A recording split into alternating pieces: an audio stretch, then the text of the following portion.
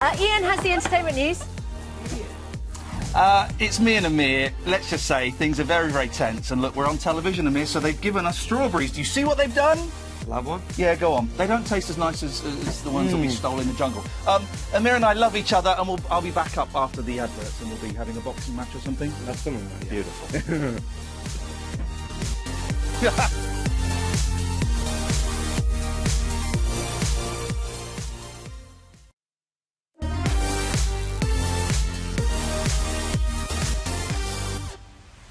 So Iain Lee has just been in the gallery with Amir. It's the first time I've seen Amir since we came out. When you said you love each other, I mean, actually, you hate each other. No, do you know, it's not hatred. Amir and I were really, really close in the jungle, and we talked about going to visit Pakistan, a country I love, and all of this.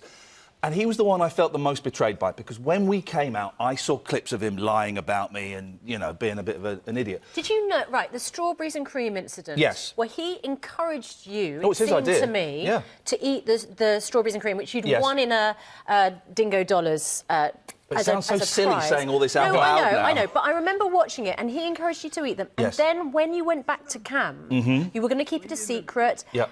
Then he said that it was your idea. It was I had... Oh, look, there's us eating strawberries. Look, I felt so guilty that I had to go and tell everyone what I'd done. And Amir said, well, I'm not going to go and tell them. And I said, well, I'll tell them it was all me. Then he went, yeah, fine, go and do that. And so, yeah, he left me out to dry. I hadn't thought about that, actually. Yes. I shouldn't be friends with that backstabbing rat, should I? Do you know what? Oh, you said you loved him.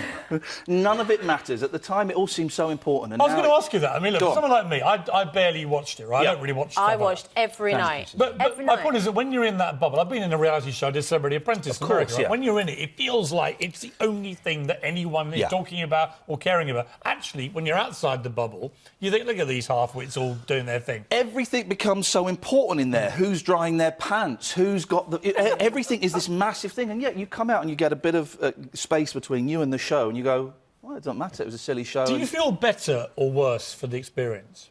I feel, I'm going to use a word that is difficult to explain here, I feel traumatised. There was an element of trauma in it. I know that a few of the other people in there have come out and have... What do you mean by that? It's so hard to put into words, but I know that me and a few other people have come out and have felt battered by it. You know, it was a silly TV show and it was a reality show and it's not important in the great scheme of things, but I feel a bit dirty coming out of it. It's really hard to put into words in a 2-minute section. In what way, though?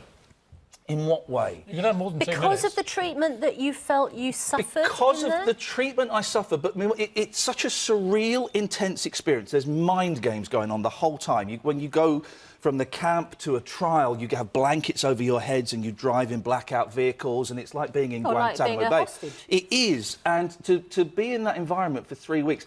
I know people that were in there that have got issues with drugs and alcohol and things like that and have come out and have started drinking again. I know one person, not going to give any names, and it's just it's so hard to explain. You should do it. But you were very candid before you went in. Yes. You've had a few problems in your life. You suffer from anxiety. Depression, yeah. Depression. I mean, if I was somebody prone to depression, anxiety, and so on, that would be the last thing I would do. Would be so to go many into a famous jungle. people are prone Well, to no, but I'm anxiety curious and about the depression. thought process about why somebody who is perhaps in that way psychologically a bit delicate would put themselves into a bowl like that. They'd asked me 4 times before to do it, and I'd never felt strong enough to do it. And this time I felt I was in a strong enough place with the medication, with therapy, with all of this stuff, that I was in a strong enough place to do it. And it was the right time for me to do it. You know, I did it because I wanted people to know that I've got a show on a radio station that I want people to know about. I needed the money. You know, let's not mess around. They wave a big check in your face. But if it's made you feel worse, does it now feel like it was a mistake to have done it? That's such a good question. That's such a good question.